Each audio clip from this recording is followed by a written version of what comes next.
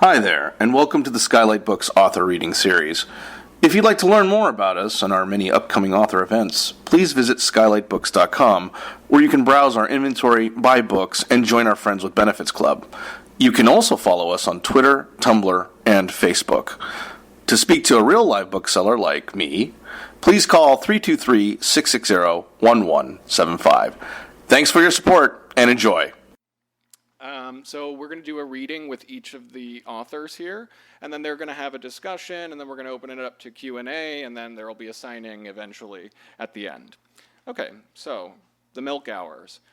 Winner of the Max Ritvo Poetry Prize, The Milk Hours is an elegant debut that searches widely to ask what it means to exist in a state of loss.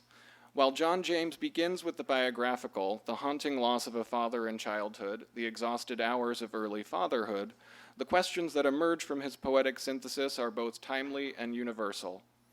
What is it to be human in an era where nature and culture have fused, to live in a time of political and environmental upheaval, of both personal and public loss?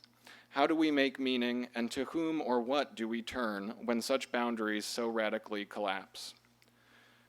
Eduardo Corral writes of The Milk Hours, "The Milk Hours is a remarkable debut in which sorrow leads to an astonishing intimacy with the world, a moving and urgently crafted testament to resilience and to beauty." And Timothy Donnelly writes, "The Milk Hours is a startlingly mature, exhilarating debut, one whose urgent evocation of the past and confident reaching for what lies ahead ensure it a prominent place in our present."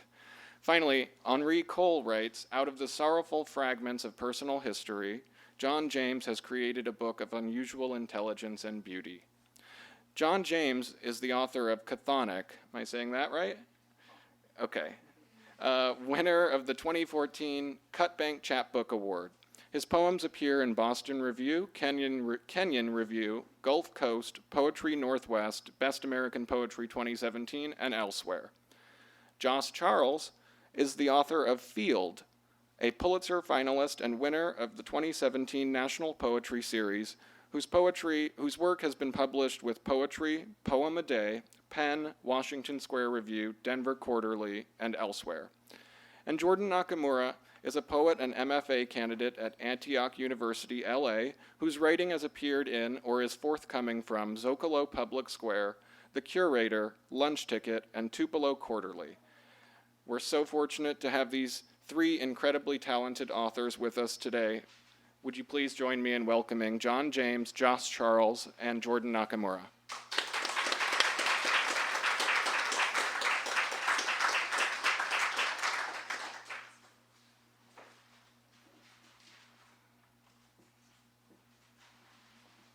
All right, hello everyone. Thanks for being here. I'm really grateful to be here. This is like one of my favorite places ever. And I'm especially grateful to Joss for inviting me. She was like, we really just need another poet that begins with a J to be at this reading. So I was like, well, that's me. I think I can do that. I think I can write some things before September. This is like back in February. So as I was thinking about this reading, I don't know, I feel like it's been a hectic year. And I was reading All About Love by Bell Hooks, and a lot of these poems I realized kind of just came out of the place of thinking about relationships. So I guess that will be like the theme of this, just thinking about how that can be resistance or just the thinking about people in a careful way. But first I have a more political poem. It's called A State is Not a Grace. A state is not a grace. A red beret is not a raspberry beret, though one can mistake a sign of armed force for a sign that makes you think you love. A land is not a mother, neither is a nation, but an old adage says earth is, and nature is not a law, nor has borders. Another word for rebellion to gravity is flying, or trying it, or trying to walk on water. An ear is not a hearing. and is more than its function. Ask a rabbit shorn of oracle. It listens with its skin. Peter cut one off, a smaller debt Jesus paid back that can't be fixed with a cheese burrow, which is not the pastry or cake it sounds like, not the balsamic pear pie my brother learned to make when deported, alone, beaming through screens, not the same as seeing a niece being born, and loss is not the same as debt, both of which kids in the VCR tapes who were us but not knew nothing, back then in a house that is not a home, where we said grace, said God bless the state that banished him, that I love him is not a change, keeps no one safe, and that I hate this is not enough.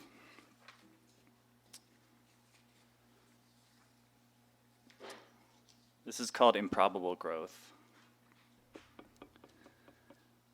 I found the agave plant in our kitchen garbage bucket in the scatters of its crashed ceramic cup house, gifted to me by a friend's partner, one of many on whom I'd had an unwanted crush. It felt like a human death briefly to see the plant trashed. Someone, a roommate, had dropped it, the handle detached, constellated dirt, roots yellow pale like bone exposed. I refitted it in a new mug. I had no new soil, and the earth outside was bad, I thought. I wet the roots. The ball of dirt didn't fit the new shape. I left the thing in the window's sun. It looked like it did not die even a little. I wiped my finger, blood from the young thorns. There must be a word for hope that a thing will die swiftly if it won't survive. Though it did, clinging to its knot, its remainder of earth, its common denominator. A word resembling a kind of mercy, but isn't quite. Right. This is called a kind of careful. After their walk, wanting to speak about what flutter she slipped into him, he diverted to the cactus fruit, swells of ruby, cloaked in milky thorns, above a fence they'd passed. Don't they make you want to hold them, he asked, even if it hurt? They seemed so ready. She recalled how they looked like water-filled toys she used to squeeze as a girl, little vortices that slid free when held. But this fruit was fragile, had give, could bruise. Bands of orange sun thinned in the living room. Reckless, he thought, to turn a corner and trampoline with her upstate into a grove of junipers. To abandon in to what was budding felt brash. He'd worked toward what was not innocence, after all. More, the drawing a swath of cellophane from one edge to the next and doubling layers, then watching from a couch, plastic wrapped and prickling with friction, the night come on. He had protected himself like a relic, speaking toward the floor, or a distance not her. He'd quiet the hum of his longing's hive, face turned toward her, scanning for signs that she hoped he'd risk. He'd express with eagerness everything shy of what he meant. That she possessed him, that he'd like to help, and if she wished, that he'd swing to shatter his labyrinth of affection and the caution devouring all that affection needs to live. A breakage only he could begin, and one she, anyone, needed to be touched. He was hoping, but merely, that he'd exude a light someone might knife through walls to bathe in. She could not have known how the barrier would have fallen quickly at nothing but her reach. That if she were winter, crisp, dark, from whom his island skin shied, he'd venture to rhythm his shivers still, to walk in her bare-leaved wood. But he had little other than unrequite, tried little, so knew little else. She too moved by what she'd known, to go where she would be wanted and well, clear as flares of embarrassment in a face. She couldn't read him, but couldn't leave, then did, was sad to have been right to. In the wrapping, the air there going stale as piety for piety alone, hours after she'd left, like a spirit ascended from a temple, that spirit ordered built, and made it, when present, fearsome and holy. There, in the fading light, he stood and watched the maples change. So the moral of that poem, I guess, is like, send that risky text. It's like, for the too long didn't read. Okay, this is called exposure. I abandoned the camera years earlier. I couldn't spare all I aimed to honor. Was burnt by each moment feeling like a missed shot. What I did frame was also failure. Portraits doomed to their flatness, stills of time that still passed. Always a specter of better ways to render, to record. I ached to see a person laugh again. Just see and not capture. To touch, to be empty-handed, having reached. When I felt I saw you honestly, it seemed no response was fitting. I was too quiet. Your face seemed impenetrable. But your arms testify to how easily the skin can scar. Up close, they are textured with accents of what seem like shadow, like a field beginning to reforest. And what is healing isn't different than what is, in the end, darker. We are close enough to taste, which means close enough to be mistaken. How at the right distance the sweetness of sweat is indistinguishable from the fume of opened jasmine. Once, for once, I'm not too quiet and we share imperfectly and actually. One night you say we could keep talking or we could, and we finish the rest with our hands. I tried, as in slipped into the ruse, neither chosen or even noticed as effort, though it had been, to make you eternal in my mind. It's time, too, I try to fix, when I pin you against the wall the way you ask for, and we crash like tide, grafting landslip from cliffs, your eyes daring me over into night surf, where coming and going become twinned and become daylight. Like fitting the goddamn sea into a teacup, you'd said, before your exam, meaning to cram the lesson. Memory also is like that. Only its cup is made of air and a little bone. Each pour is a given, a spill, a given. A misfire is still a fire. You asked me what I want, what we should do.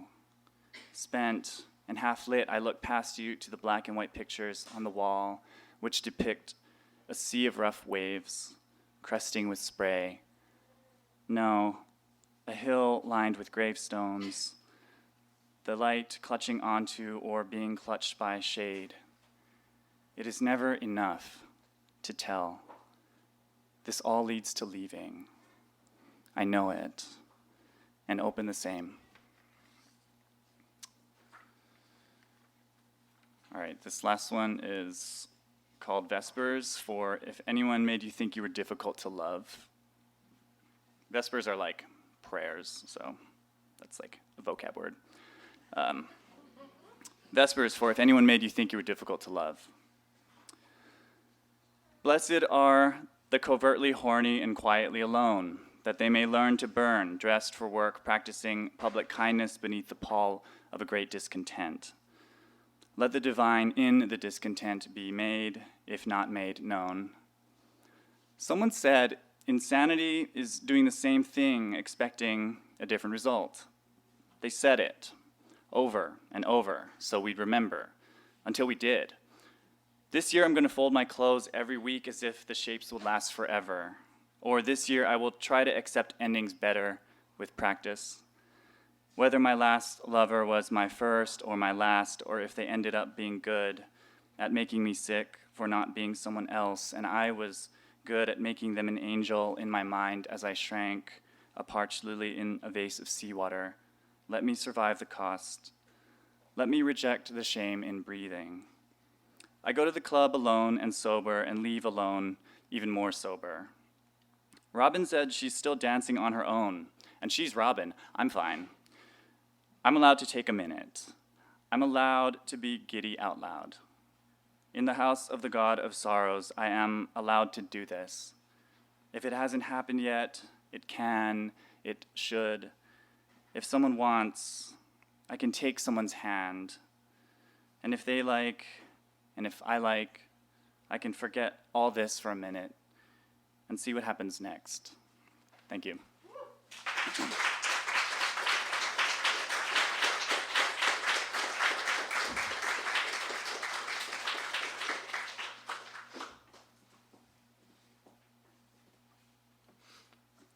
Gotta stay hydrated. Thank you, Jordan. And thank you, John, for inviting me. Thank you, everyone, for being here. It's wonderful to see y'all. Thank you to Kaveh for whoever set everything up and is going to clean up after we're gone. So I'm going to read some new work for you all. I was trying to figure out, okay, how can I describe it quickly so you're like you're ready to go. So let's see. The project is tentatively called A Year. It's a longer poem. It's broken up into smaller poems. So I'm just going to read you a few of the excerpts throughout the thing. So hopefully you get a sense of the overall trajectory. But it's going to be moving rapidly through a year. I think if there was like a one-sentence marketing, that an unpaid intern would write or something on the back of the book, it would be like a meditation on trans loss, which is not wrong. Because I'm thinking about, in part, things that one loses. Some of them bad and horrific, to death, but some of them more minor. And to think about it through description primarily, rather than through like confession or testimony. And by description, I'm thinking, I thought of an example, so I would have an example. I remember when I was 7 or 8 going to LACMA, I grew up around here, and on a field trip, and it was like the first time I saw art in person, right? And there's this big Alexander Calder mobile in the back, if you've been there and seen it. And I remember thinking when I was 7 or 8 that it looked like a tree. And I remember thinking that was very beautiful, and that I suddenly saw something in trees that I had not seen before because I saw Calder, right? And it changed my perception of what a tree was or could be.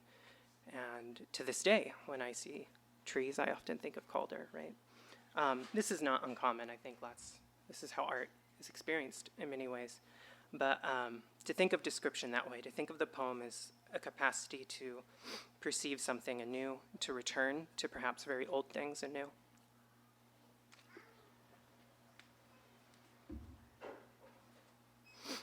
So I'll say what month it's from, and then just pause between each section. From January. Desert hills, all aflame, and the old hopes, an oak shook through a screen, our separate smoke caught in the same ascent. Months I move in you. Suppose I could say too, the year that I am writing about was 2016, which had a number of markings, both national and personal, but also just in a very basic way. Like I was living in Tucson, and then I ended up moving, and when I was in Tucson, all the hills were on fire. Then I moved here, and everything was on fire. And it seemed like something.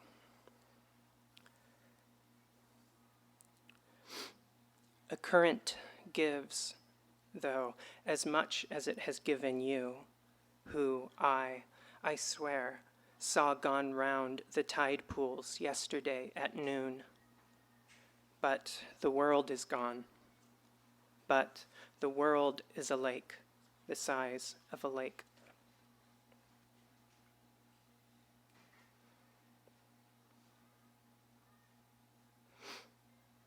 From March.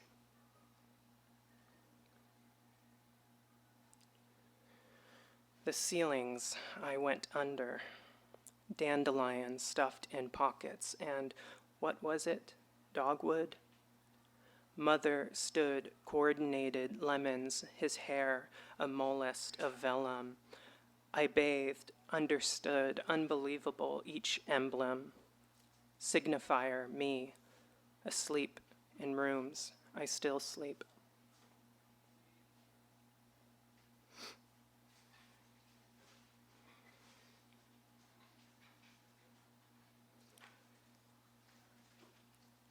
I had not begun to think past testament, to speak of want I did not want. When I believed a sentence knew its end, when I wore bathing suits still on the porch of the world, I had not begun to answer the name that is the same. It is your mouth only that has changed. Joshua, oh Joshua, oh.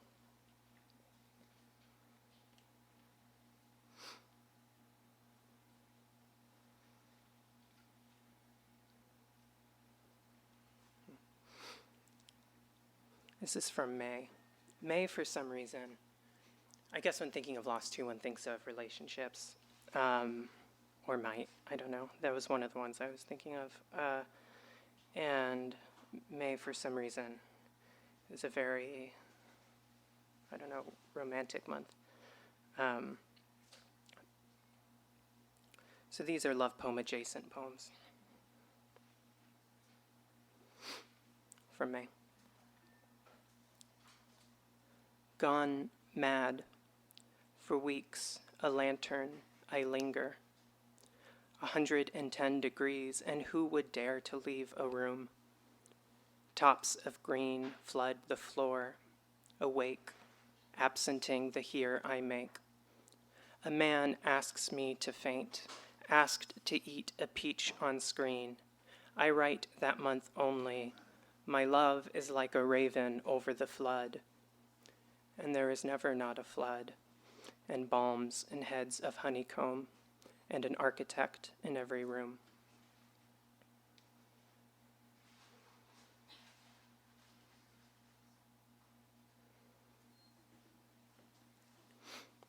When you touch, long, irretrievable now, beside you, again, me, again, in the dark of our certainty, I hold like a stone, and even you, I turn my head to 1,000 possible things, gone, cannot touch. It is all I hold now and spring.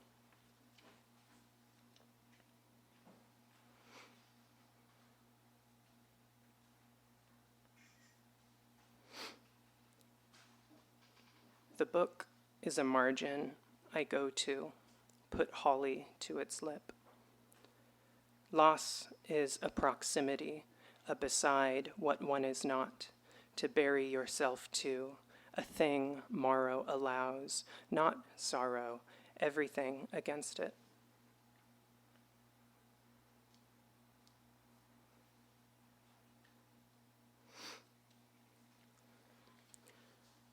From August.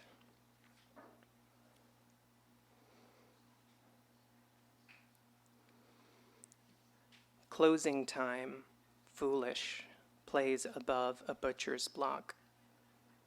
It is not easy. Black line of a street from a flag of blue and black. I have accepted walking past the dim-lit district to get to you. Under the logic of cloud, the logic of a window shade. You are gone, and I live on where the mulberry bleeds. Where they bury, I have accepted this, cisterns underground. If a door does not suffice, they will build corridors where it is not easy, They lower, tombless, you, Asterion.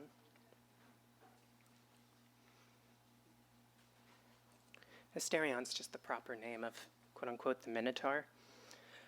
And this is like not my social justice hang-up to really perch myself on, but his name's Asterion, and I just feel bad calling him Minotaur. Okay. Enough. Outline the figure of a bruise. From September.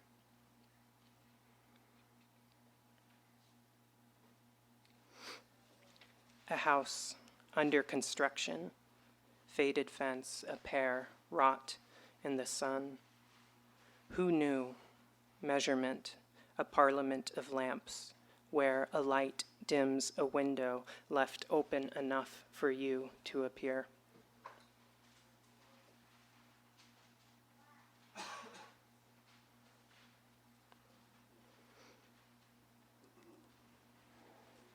Remembered 2014, September or November, any month the same, really, like working the street, a bar, free drinks from creeps at the bar, together, a laugh lodged in air, taste of blood, copper, rain.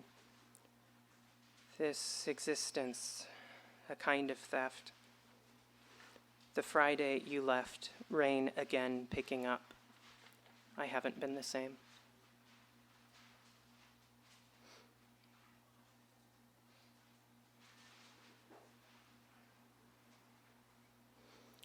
Summer ended.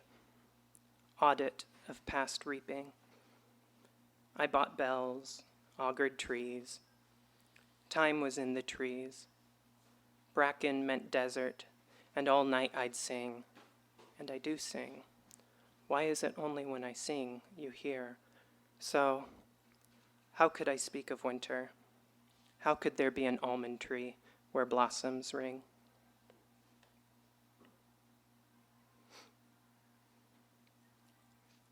From October.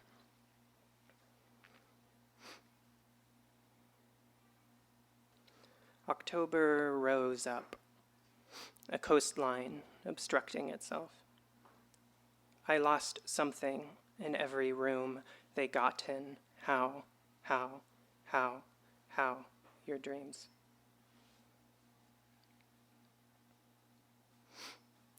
This poem, also from October. I live in Long Beach, and there's this spot that had a lot of trees, a lot of people who didn't have a fixed address slept there, and there are these beautiful lemon trees that provided shade and some benches. And recently it got renovated, as they say, which is to say it's now like a flat block of concrete. And it became, or it's named, Equality Plaza. I was also solicited by the Houston Museum on the 50th anniversary of Stonewall. And I was walking around the city at that time, and somehow that seemed to be like the only kind of celebration, I guess, the only kind of equality I could imagine.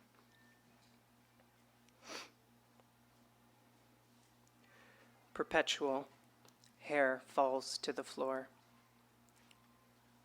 Harpies make a nest there.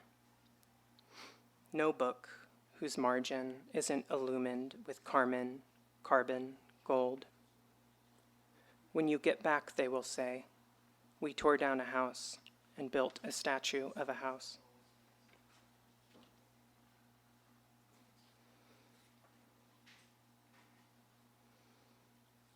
From November.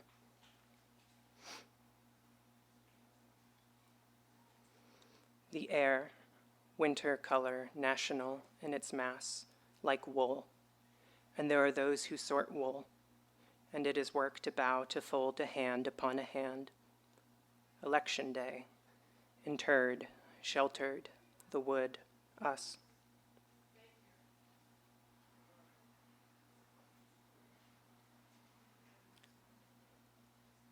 everything works to understand. The new poetry of understanding, fed every word, being only one word, ram her two eyes in the leaves.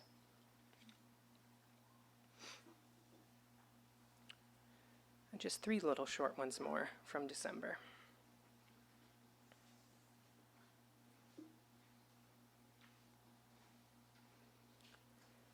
In the enigma of a shadow, of a window left open for wind to leave, in the thought that cannot account for form, and having spent thought, we encounter form only, in the distance between the hole of a stone and a dove within it, of all we have imagined, and we have imagined such distances, what is known and not known. You touch the stone, it could be any stone I live on.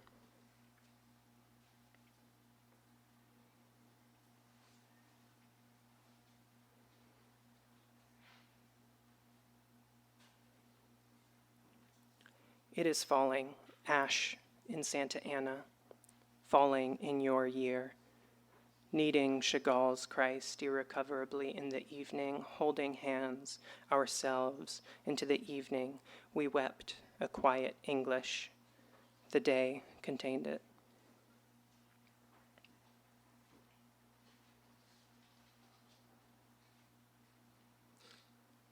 Such silence, sudden now, in the clearing. A tarp chains the lot of our speech. A Sunday like any. No women washing at the washing stones. The past is only the only mutable thing. A lone tanker in the waves swims. Thank you.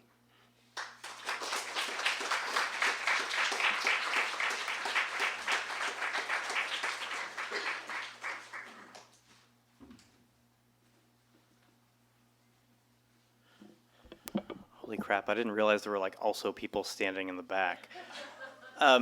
Thank you guys so much for coming. This is, your support means a lot, and it's just really incredible to have a lot of people here. And really special to be reading in LA, which, for those of you who don't know me, is in a certain way where this book began. I was born in Long Beach. Although I grew up, I spent most of my life in Kentucky.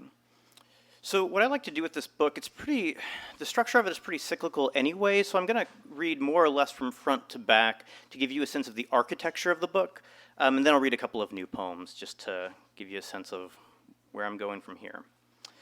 So this first poem is the title poem, The Milk Hours. We lived overlooking the walls, overlooking the cemetery. The cemetery is where my father remains. We walked in the garden for what seemed like an hour, but in reality must have been days. Cattail, heartseed, these words mean nothing to me.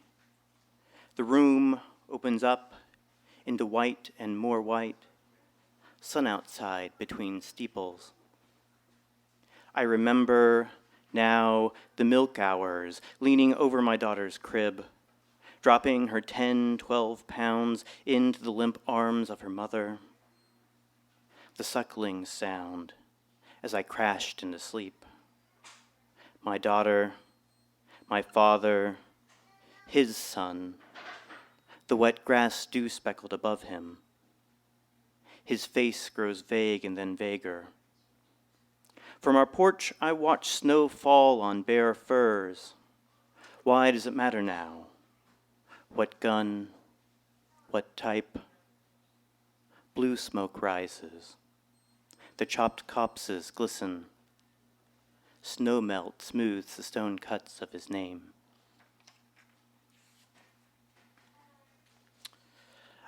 For some reason, I like writing poems about beaches. I kind of always have. There's something about the language of it that, for someone who mostly grew up in a place that's very landlocked, seems just foreign enough and yet familiar to me that it sort of toggles in this middle space between, I don't know, what I know and what I don't know. Anyways, this poem is titled Metamorphoses. What was it this morning? You said red grass glistens in surf, the pine board fence collapsed along the line. After the storm, a kestrel and headwind, sand accumulates on your feet. Puckered sealskin, the salt-washed flesh, wreckage towing upshore. When the gulls came out, I saw them circling in air, saw them pecking seal's eyes from torn skin. A boy downstrand rolling in dunes. I could see the stomach's red wall, the small hairs on its flippers, blubber wrenched by shark bite from the belly's swell. Later seen from a dune, black water, fish spit pooling, mouth open enough to see teeth trailing in sand, his lips limp. There, in the storm's wake, I wanted something to say. The ocean scraped his insides clean. So despite having been born here, I find Los Angeles to be a deeply weird city. I suspect this is something that Angelinos are quite aware of, but if you are not, people who are not from here find it sort of baffling just how big it is and how crazy and how much traffic. And part of the reason I'm saying this is I went to the Museum of Death today over in East Hollywood. And these are like already very sort of morbid poems, and maybe not morbid, but moribund poems. So I felt inspired to read this poem, which is titled Le Moribond, right, or sort of Deathbound. The title is after also the title of a song by the French musician Jacques Brel. The Moribond is sort of like a death dance, but it's a sort of celebration of, and sort of in that way, a dance kind of against death. But it takes place in Paris, and it's about a walk through the Paris catacombs, which is one of the, I'm not a religious person really, but one of the most spiritual places I think I've ever been. So this is Le Moribond. In the catacombs I am impatient. In this hall shuttling between one world and the next, from nothing to being and back again, I stand, restless, following the worm of thought to its blacked-out end. I study the bones before me, observe fine cracks in the skulls, hairline fractures, the pits of teeth gone missing. History compounds. The skulls are yellow, tar-colored, mangled with dust, tucked along niches in the tunnels run. I am not ready to be among them. And so, for now, I wait. Tonight, I walk the city's soft quays, watch mist cloud over the Seine, people flicking cigarettes, striking guitars, strumming nickel strings, doing what the French do. Empty bottles lounge in the river. This far beneath ground, one hardly hopes to escape. Femur, tailbone, marrowless rib, tourists pass photographing the dead, tombless remnants unearthed by late priests. Nightly, their procession of cloth-covered wagons emptied the city cemeteries. A picture is a fine memento. Bones tell us little. In this network of interlaced tunnels, 6 million people lie buried. Many times the walls collapsed, combining the bodies of municipal workers with the ones we find here. It adds them to the tomb. The stacks of bodies are endless. Now, as I trace the path from one gray lamp to another, the pattern of lights between exits guides my walk through the cold. Dark letters urge me on, etched on a tableau of flat stone. Halt. Here is death's empire. Those who walk among them no doubt return alive, though occasionally lovers lose their way. Spend a night or two among the dead. My task is simple. Leave the bones interred. On the other side of these dim-lit tunnels, sun attacks the nerves. Inveterate monuments skulk from the square at Montparnasse. Their eyelids do not faze me. Death, whatever it is, sleeps below ground. It doesn't mix with the light. fractures. Some of them died from only hairline fractures, enough to place silence in a grown man's teeth, to plant his broken jaw beneath the dirt.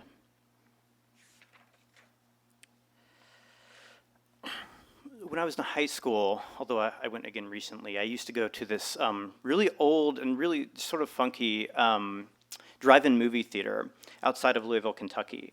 Like so old that like the screens, like even like the refreshment stand are like definitely from the 1950s, but it's really cheap and it's a lot of fun to go to.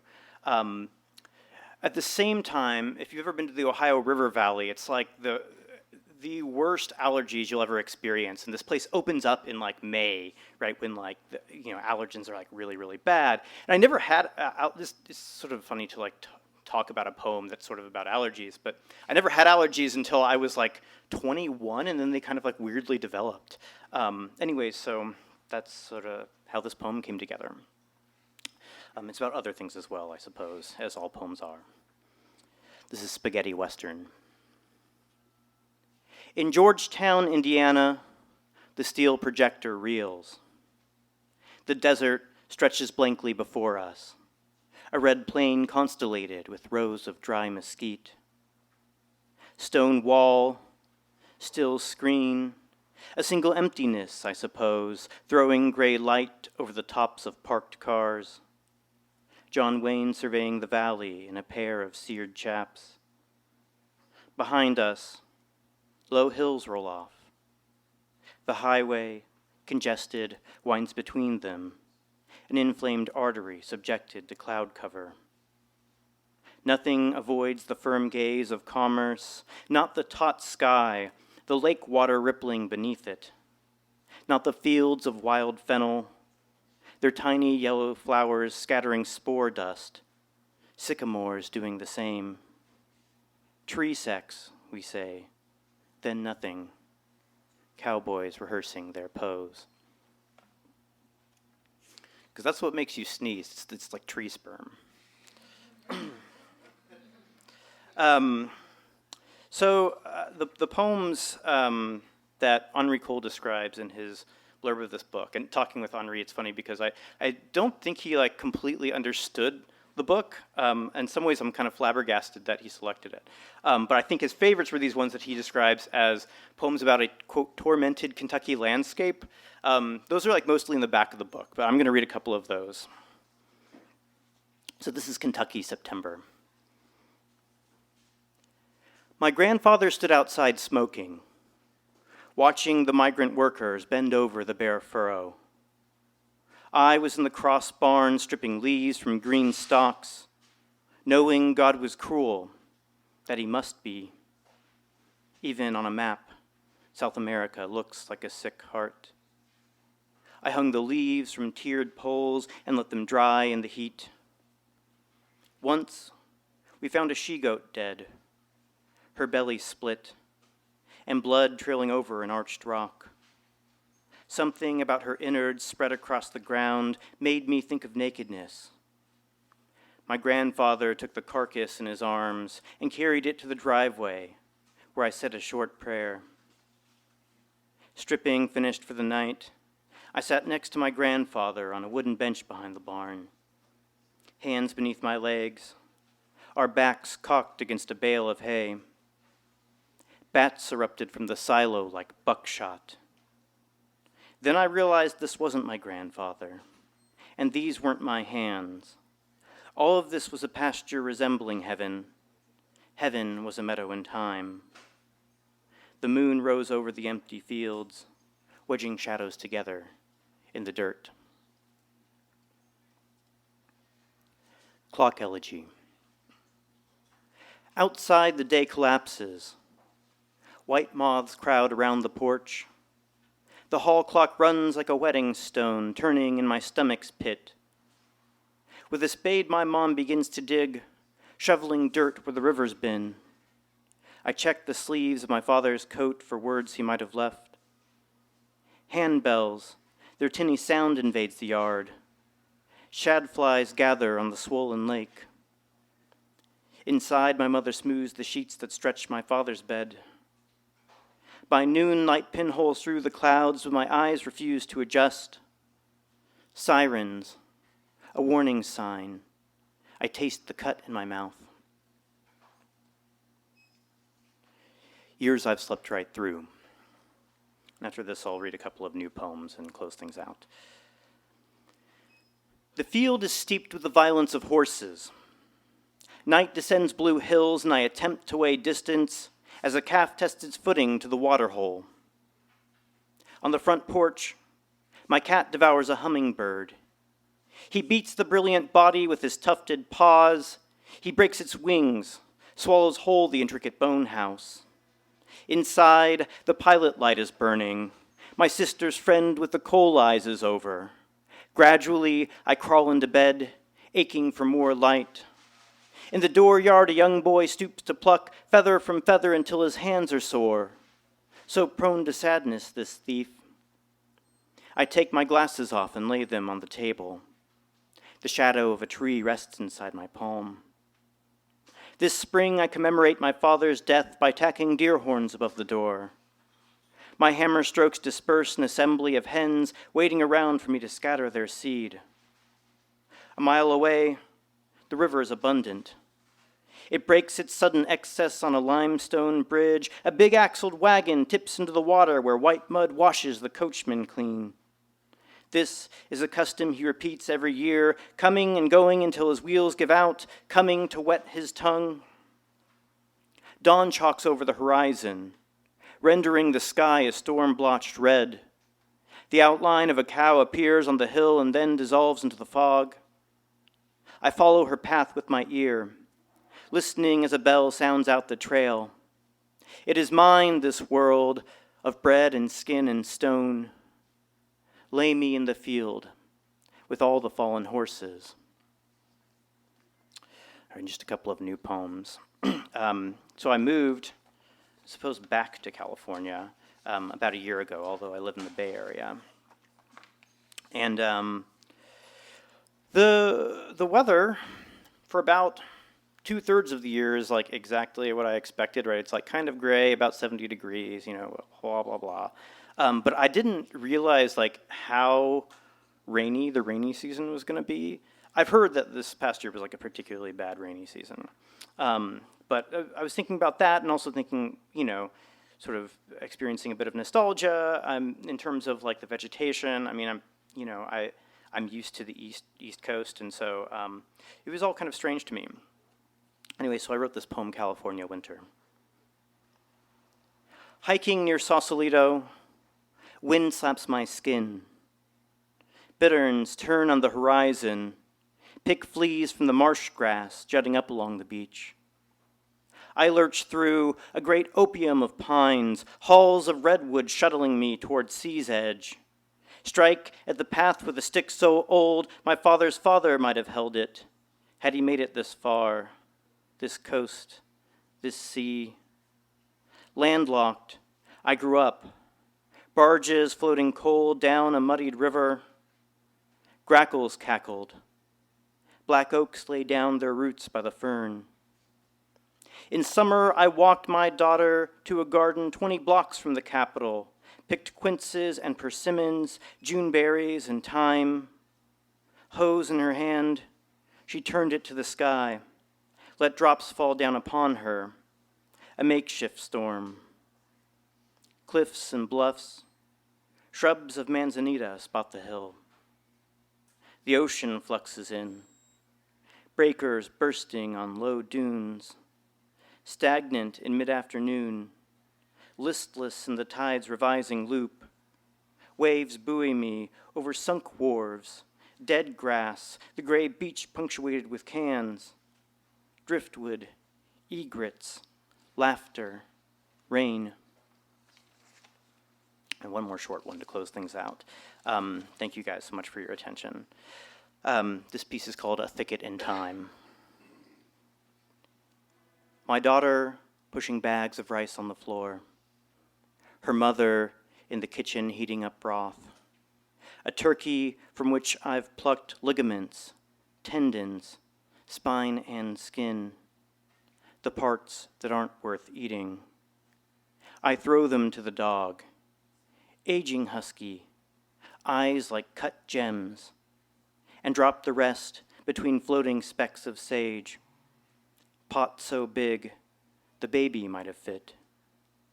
You make a joke about cooking her, or maybe that was me.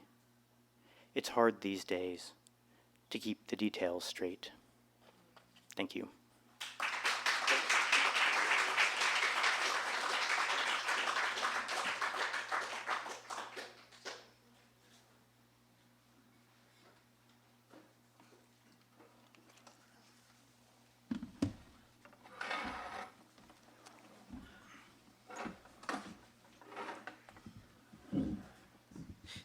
So I guess we're available for questions. This is so official. Yeah. I wish I had something to say. Oh. I'm going to get you another microphone here.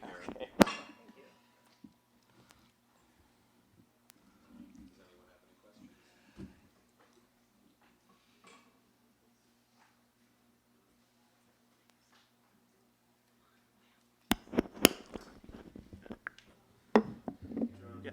How long have you been writing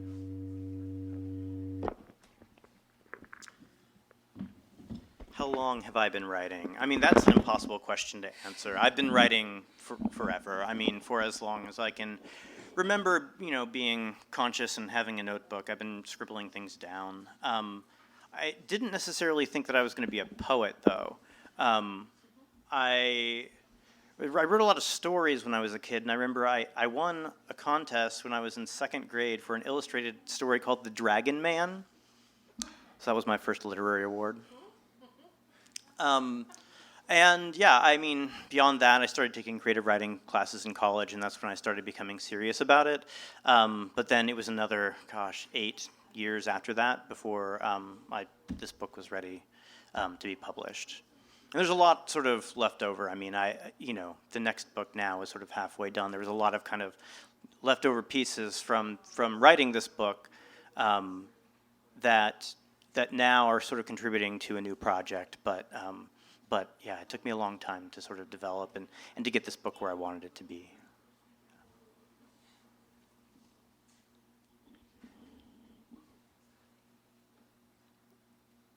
I was trying to think of what we all have in common in the reading. I mean, that would be interesting to talk about. One thing that seemed apparent was just loss, writing about loss, writing about things that are not present. And I don't really have a question, but I suppose, how does one write through that? Why does one write through that? No. What are the pleasures and benefits of writing through that? Since in various ways we all, I think, did. Yeah. And yet I think we each have a sort of unique handle on what the precise work of elegy is. And I don't know. I mean, I think for me, I've been thinking a lot about this recently because I've been reading. So I'm taking a class on 18th century British literature, and so I'm reading a lot of Samuel Johnson, who does not, to someone who's not otherwise interested in the 18th century, probably very interesting, but this is the person who compiled the first dictionary of the English language. And one of the things that he is really interested in, and I think there is a kind of elegiac component even to what he's doing. And the reason I bring it up is because I think it says a lot about what we're trying to do with language when we're thinking about loss. But he's trying to fix these words in place so that they don't change, because he recognizes that language is this this irrevocably fluid thing that is, words he realizes are always changing throughout time and even in his given day. And so by locking them into a text, into print specifically, there's a way to sort of preserve them, right, and keep them from changing, keep them from sliding away. And I think that is sometimes the work of elegy. That's sometimes the work, not always, but sometimes the work of writing about loss, right? It's sort of trying to freeze in place experience, right, that is otherwise sort of sliding away from us, especially as sort of the memory of a particular person deteriorates over time. Yeah, when I think about just the task of trying to kind of capture something or preserve something, it just seems and even in language, like the medium of language is it's so airy, right? Like you kind of can't, like it's so hard for me to even define language because you're trying to, I mean, the more I think about language, it's just like, they're literally just like shapes. And then you're trying to like, arrange them. And that's kind of like what poetry is. And then you're trying to like preserve life, which is like already this impossible task. So I don't know, like thinking about loss, it's already, within writing, it's already impossible. So I kind of try to make writing this process of being present, I think. It's like a training ground for being present later. Like in that poem Exposure, it kind of talks about how I had this sort of crisis when I was taking a lot of photography, taking a lot of photos, and I was just like, I can't really capture anything perfectly. It's always a failure. And then also I was sort of realizing I was not really present with the people that I was photographing, or I would always see situations as like an opportunity to make art out of it, and then I would kind of distance myself from those moments. But then within writing, I'm like, well, I'm already writing. It's already a solitary experience. I'm already like very lonely, like within the process of writing. So when I don't write, how can I be thinking, and how can I be kind of putting myself in a process where I miss less? And that's kind of where, I try to teach myself how to see and how to hear within language. I try to figure out what is it of the experience of being with someone, so that I can better be with people through writing. Yeah, I specifically wanted to ask you, Jordan, about, because you are also like a really legit visual artist. I mean, I've got like a couple of collages in this book, but you probably know much more what you're doing than me. Like, how does your visual work contribute to your poetic practice? That's a good question, because I'm kind of like on a extended hiatus from visual art. Maybe a bad question to ask. My question, yeah. I mean, I was kind of doing design work most recently, and then my most serious kind of visual art practice was photography. But I think it kind of has to do with seeing, or just or sensory. Like there was that quote, I forget who says it, but it was like the task of the poet is to kind of like the task of I don't know, like governments or things, and like corrupt governments is like to desensitize the people, and then the task of a poet is to like wake the senses up. Like that's kind of the artist's job. And so I kind of try to think really hard about what is it that kind of can wake somebody up through each sense. And so when I write now, I'm kind of thinking about, okay, visuals, but then I also think about, I don't know, the failure a lot of different mediums. So in photography, I was like realizing, okay, there are things you can't really do in photography. Mm-hmm. Like you can't get sound in photography really. And so in a poem, I'm like, maybe you can get sound because it's like language, and so you can hear, and so you start hearing or feeling really like the inabilities of each medium, and then I try to see I try to push the medium to its failure, and then see what makes that possible. So I like that idea. Yes.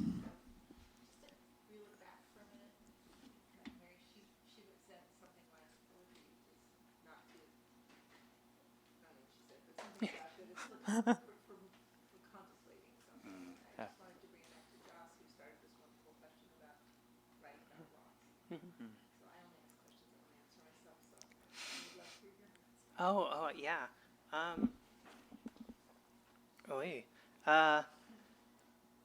I suppose the first immediate thing that seems to me is language is all about loss. Like, if I don't say like water, book, I talk to bring things that are not immediately present into presence, right? Some action is lacking that I want to speak into, whatever. So like there's this really fundamental way in which the word is already a kind of trying to make present something that's absent. Mm-hmm. And yeah, that one piece that I read, Not Sorrow, Everything Against It, was sort of, in many ways, my hope, at least with what I'm working on now. It's sometimes talking about things that are no longer there is very sad, right? But it can also be very celebratory, I think, like you had mentioned when talking about the Jacques Brel. Yeah, there's something that can be very celebratory about it. And also, I don't know, just the act of bringing it to presence itself, creating something and letting it live past or live anew can be a very beautiful thing. Yeah, and I hope that's joyous. Yeah, not sorrowful. Jordan and Joss, how can we follow you? Where can we read you more? Follow, like social media follow? Yeah. So yes, I have like a Twitter account and an Instagram account. I should make a website or something at some point, but so that's at J positive, and I think one of them has an underscore in it, and I don't remember which. I think it's the Twitter account. It's like JAY_positive, like the word positive, which is what I try to be while writing about failure. No, and then Instagram is just J positive without the underscore. Yeah, JAY. Yeah, and then for me, likewise, there's social media stuff. But in terms of books, here we go. This was my first book, Safe Space. I like the cover, it's cute. This is Field, my most recent one. I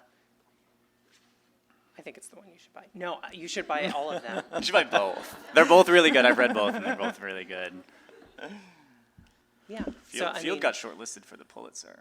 It did. Just Yeah. saying. The Pulitzer. Yeah. I'm a Pulitzer-nominated author. You are. Seems funny. Yeah. Any other questions? Question and answers are strange. Yeah, so Yeah. you can talk to us after, I'm sure, any of us. Yeah. But books are available in the back, and we're available to sign. And thank you guys so much for Yeah, coming. Thank you. Thank you. To you.